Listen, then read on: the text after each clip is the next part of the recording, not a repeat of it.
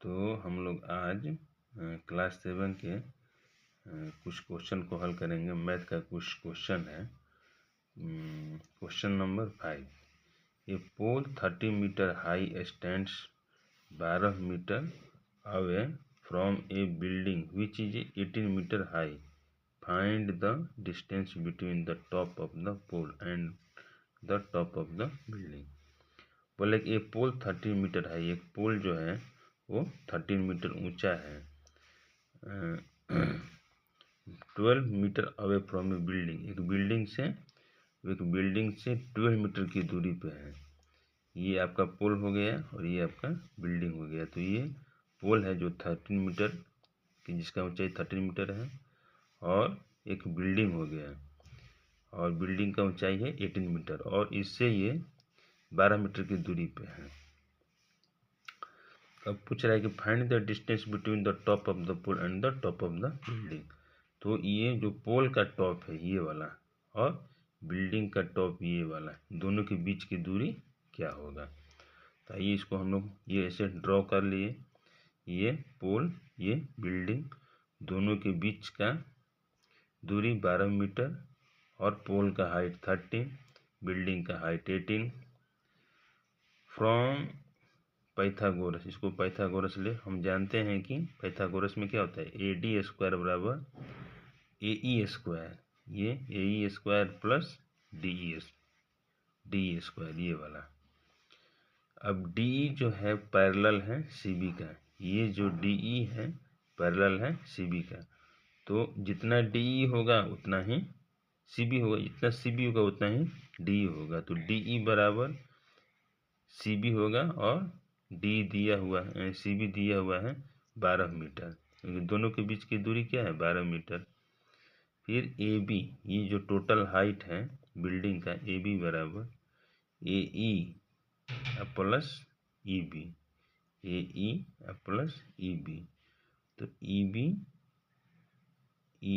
AE plus EB parallel है, EB parallel है DC का, ये वाला जो पैरेलल है इसका। तो जितना पोल का हाइट होगा उतना ही EB का होगा। तो EB आपका हो गया 13 मीटर। अब ये टोटल है आपका 18 मीटर और यहाँ से हो गया आपका 13 मीटर। तो घटा लेंगे तो ये वाला AE बराबर आ जाएगा 5 मीटर। फिर AD, अभी इसी चीज़ को हम लोग यहाँ पे पुट कर देंगे। AD स्क्वायर बराबर 5 का स्क्वायर प्लस 12 का स्क्वायर, तो 25 और 144 169, इसका स्क्वायर रूट निकालेंगे तो 13 मीटर। क्वेश्चन है, find the length of the diagonal of a rectangle whose sides are 16 metre and 12 metre. Find the length of the triangle of a rectangle. एक आयत है ना, रेक्टेंगल है और उसका लेंथ दिया हुआ है, साइड इसका लेंथ का और विड्थ का दिया हुआ है डायमेंशन। लेंथ है 16 मीटर और ये है इसका ब्रेथ है 12 मीटर। तो बोला है कि इसका डायगोनल, ये जो विकर्ण होता है डायगोनल, इसी को हम लोग डायगोनल बोलते हैं। और जो रेक्टेंगल होता है वो चारों कॉर्नर पे 90 डिग्री का कोण बनाता है, 90 डिग्री पर रहता है।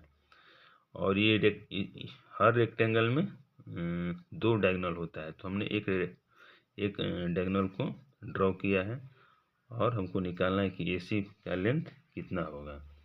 तो वी नो दैट, हम जानते हैं कि इन ए राइट एंगल ट्रायंगल, एक राइट एंगल बन रहा है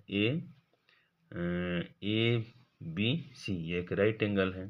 तो AC स्क्वायर बराबर AB square plus BC square. तो AC स्क्वायर बराबर, ये AC मेरा है, AB दिया हुआ है 16 का स्क्वायर प्लस 12 का स्क्वायर, तो 256 प्लस 140, दोनों को ऐड करेंगे तो 400 होगा। और फिर इसको स्क्वायर को इधर लाएंगे तो ये रूट में आ जाएगा और इसका स्क्वायर रूट होता है 20। 400 का स्क्वायर रूट होता है 20। नेक्स्ट क्वेश्चन देखते हैं। Question number 7, the side of a triangle are 29 centimetre, 20 centimetre and 21 centimetre, so that it is a right angle triangle. बोला है कि एक ट्रायंगल है, इसका तीनों साइड से दिया हुआ है 29 सेंटीमीटर, 20 सेंटीमीटर और 21 सेंटीमीटर। तो हमको ये दिखाना है कि यह राइट एंगल है कि नहीं। तो ड्रॉ कर लिए और मान लेते हैं कि ये राइट एंगल ट्रायंगल है। तो राइट एंगल ट्रायंगल होगा तो सबसे बड़ा वाला जो होगा वो AC होगा, हाइपोटेन्यूज होता है सबसे बड़ा वाला। तो ये हो गया 29, AB को मान लिए 20 मीटर और BC को मान लिए 21 मीटर। और इफ राइट एंगल, अगर राइट एंगल ट्रायंगल होगा तो AC स्क्वायर बराबर होगा AB square plus BC square. तो यहाँ मान रखते हैं AC का 29 और करते हैं तो लेफ्ट हैंड साइड और राइट हैंड दोनों बराबर आ जाता है। इसका मतलब कि ये जो साइड्स दिया हुआ है राइट एंगल का ही साइड्स है।